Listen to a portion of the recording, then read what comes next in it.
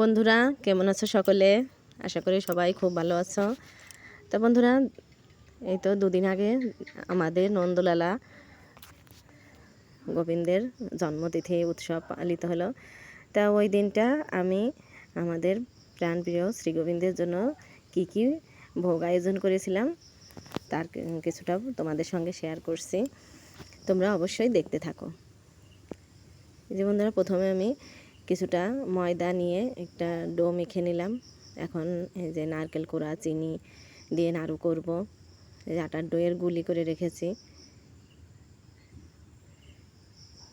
কয়েকটা লুচি বানাবো, তারপর বিভিন্ন রকম ভাজা পুলি, চন্দ্রপুলি তৈরি করব। তো অবশ্যই তোমরা দেখো।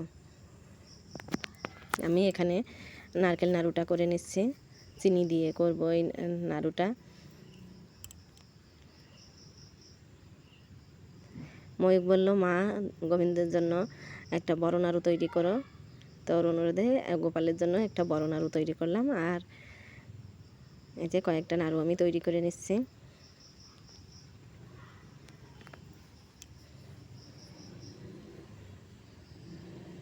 এখানে নারকেল দিয়ে আমি কয়েকটা চন্দ্রপুলি পিঠা তৈরি করলাম।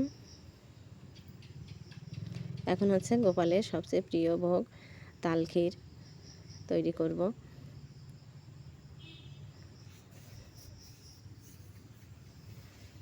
তাল দিয়ে চিনি দিয়ে খুব ঘন করে জাল দিয়ে নিয়েছি। এখন দুধ জাল করে রেখেছিলাম, তার থেকে একটু একটু দুধ দিয়ে তালের ক্ষীর তৈরি করব।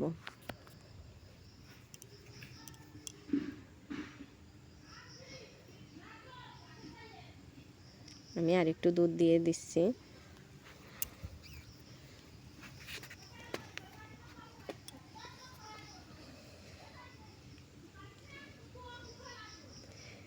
তালের ক্ষীরটা আমার তৈরি হয়ে গেছে। এখন আমি একটা বাটিতে গোপালের জন্য উঠিয়ে নিচ্ছি।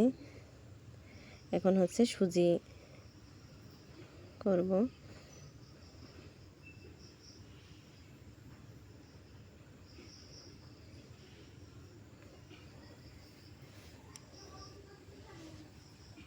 বন্ধুরা, প্রতি বছর আমরা এই দিনে ভীষণ আনন্দে থাকি আর খুবই ব্যস্ত হয়ে পড়ি আমাদের শ্রী গোবিন্দ নন্দলালার জন্মতিথি উৎসব পালনের জন্য। কিন্তু এই দিনে এই একই সময়ে আরেকজনেরও জন্ম হয়েছিল। আমরা কিন্তু তার কথা একদম ভুলেই যাই। তার কথাটা কিন্তু একদমই ভোলা উচিত না, কারণ তার কারণেই আমাদের নন্দলালা রক্ষা পেয়েছিলেন। সে কে বলুন তো বন্ধুরা? সে হচ্ছে আমাদের মা যোগমায়া। একই সময় নন্দ রানীর কোলে ভূমিষ্ঠ হয়েছিলেন যোগমায়া, আর এদিকে কংসের কারাগারে জন্মগ্রহণ করেছিলেন আমাদের নন্দলালা।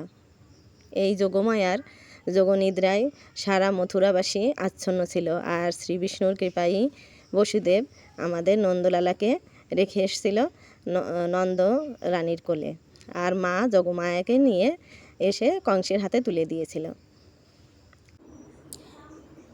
বন্ধুরা, লুচি, সুজি, ক্ষীর, ছানা, তাল ক্ষীর, নাড়ু, দু তিন রকম কয়েক রকম পিঠা, যেটুকু পেরেছে আর কি নন্দলালা আমার কাছ থেকে যেটুকু আশা করেছে তারই কৃপাতে আমি এবছর এতটুকুই আয়োজন করেছি। এই যে আমাদের পাড়ার বাচ্চারা সকলেই অধীর আগ্রহে অনেকক্ষণ ধরে অপেক্ষা করছে, কারণ আমার ভোগগুলো তৈরি করতে অনেকটা সময় লাগছিল। তাই এখন পূজা শেষে আমি ওদেরকে প্রসাদ দিচ্ছি।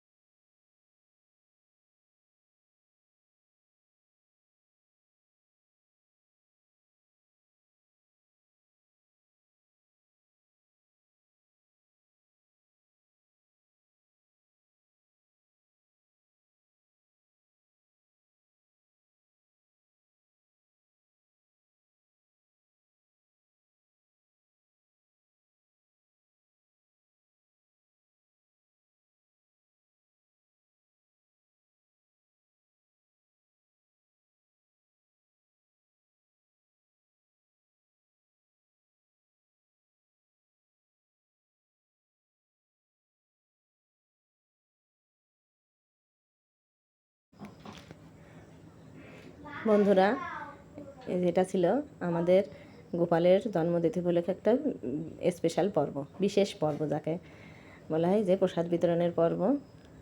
তা বন্ধুরা, আমি গোবিন্দের জন্মতিথিতে এবছর